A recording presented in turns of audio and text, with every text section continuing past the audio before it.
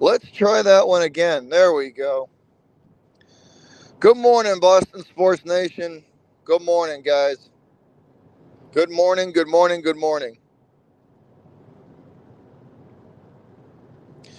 Hopefully, everybody is having yourself a good morning. As you're listening to this, it is 4:50 a.m. here on the East Coast, and I'm headed into work. So let's talk about it. Game 5 last night, the Bruins basically a no-show. Bruins basically a no-show.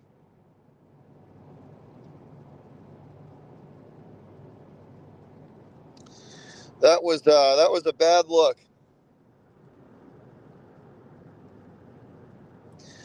I am, Keelan, I am. But that was no good last night, man. Bruins are a no-show in the first period, and they end up losing in overtime to the Leafs. Crazy part was their defense last night was good. The D was pretty good, and Swayman was brilliant.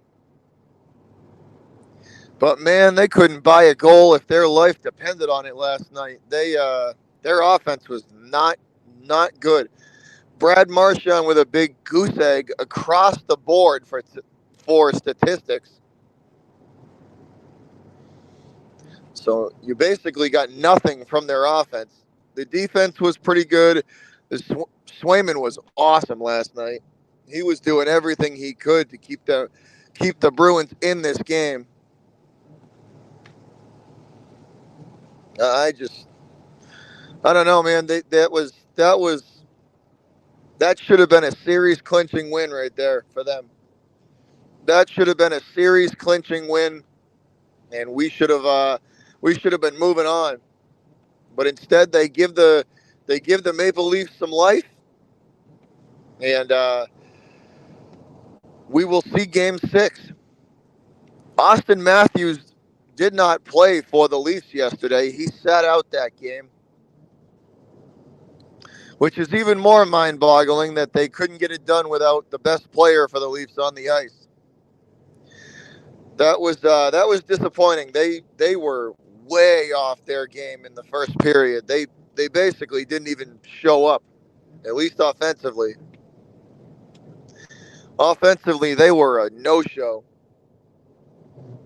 That was uh, that was disappointing to say the least. Trent Frederick with the only goal for the Bruins last night.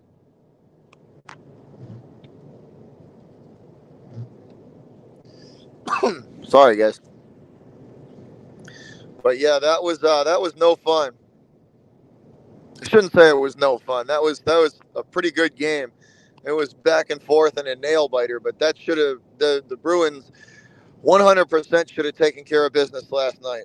Instead, they let the Leafs hang around, and we will see Game 6. Toronto again, throwing their weight around last night. There was some big hits.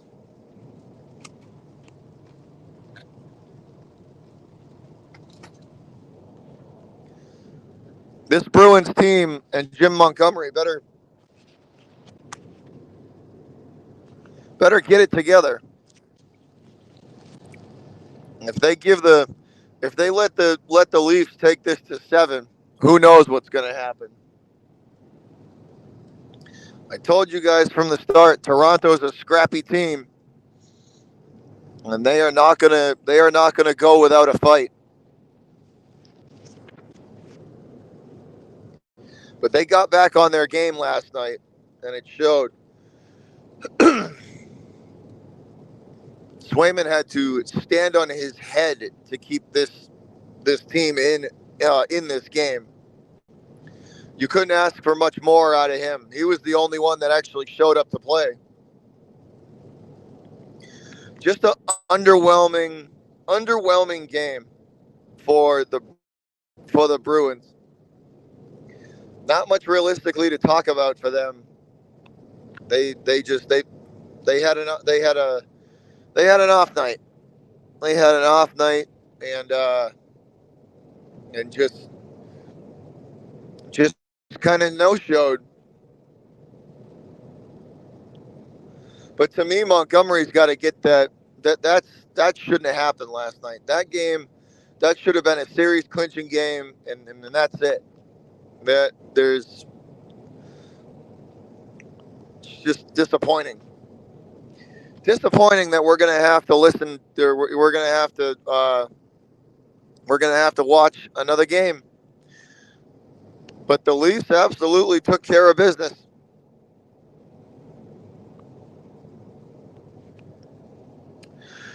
But we do have some news on the KP front. So I don't know if you want to call it good news, but it is. It's not. It is not an Achilles injury. It is. It is not an Achilles injury, according to the imaging, and according to the test. It is not an Achilles injury, which is a good thing. It's more than likely just a bad calf sprain or calf tear. But those take a minute to heal.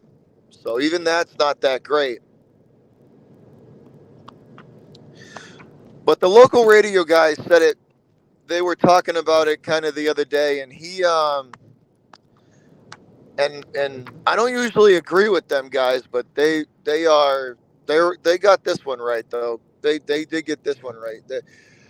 The KP is not a big built up guy, so he's kind of fragile.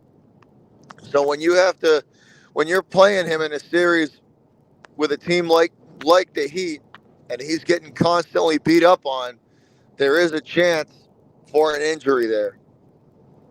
There is a chance for an injury, and don't forget they sat him a lot this year to protect him basically from injury. They sat him out a lot because they wanted to make sure that he was fresh and healthy for the playoffs. But when you're basically playing a game every other night, there's there's more of a chance for injury. It's you don't get your body doesn't get that break to recover. But yeah, it's it's just there's more of a chance there for an injury.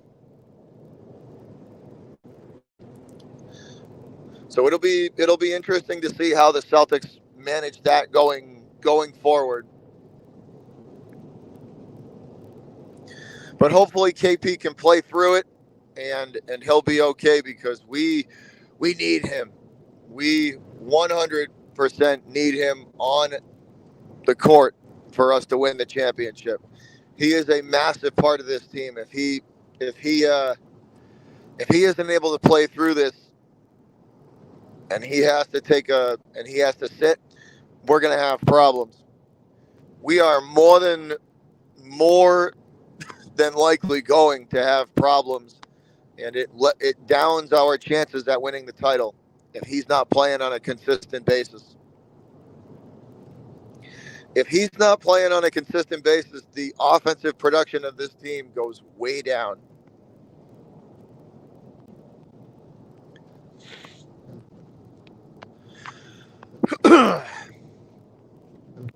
So we, like I said, some positive news from Celtic camp. It is not a Achilles,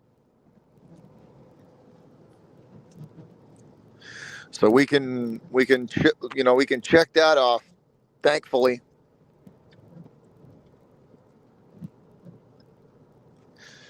but it's going to be interesting because the Celtics, if they do, I shouldn't say when they get past Miami, because I do think they are gonna.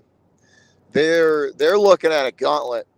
They are looking at a not their path to the championship is not going to be easy.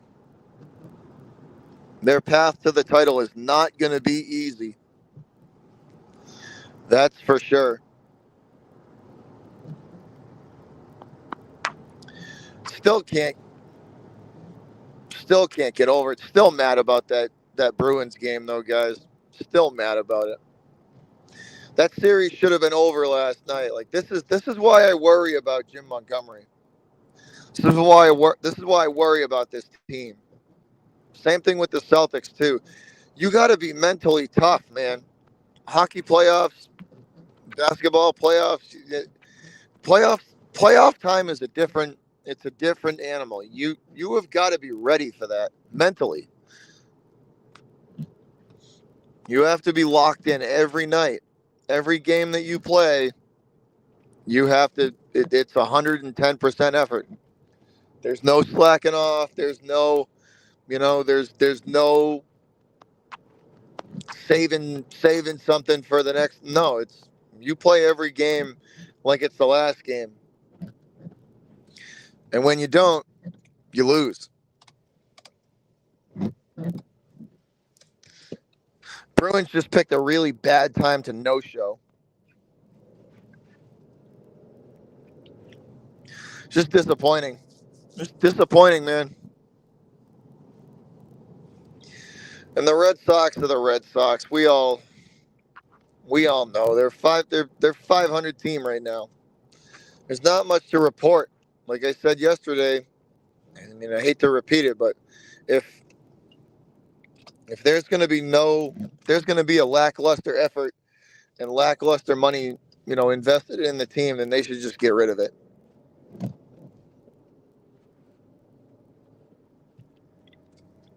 I just it's mind-boggling to why you would hang on to a team like that if you have no interest in it and it's just an asset to you. Just sell it.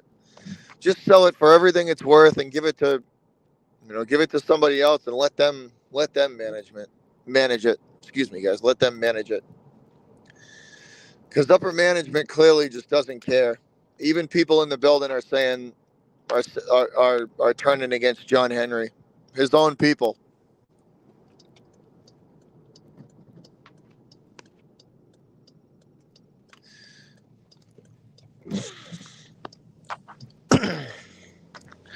But that's all.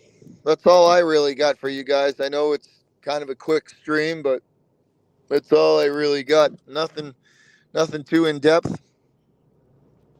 Just kind of disappointed in the Bruins, and wanted to let you guys know the news about Porzingis and and where we stand on that. But that's pretty much all I got for you. If I do have a free minute, maybe I'll be live in a couple of hours and we'll talk then. But that's gonna do it for me for now. Once again, guys, hope y'all have a good day. And if I get a free minute when we're parked in the city or in between stops, maybe we'll go live again and talk then. But for now, y'all have a good one. And I will check you later.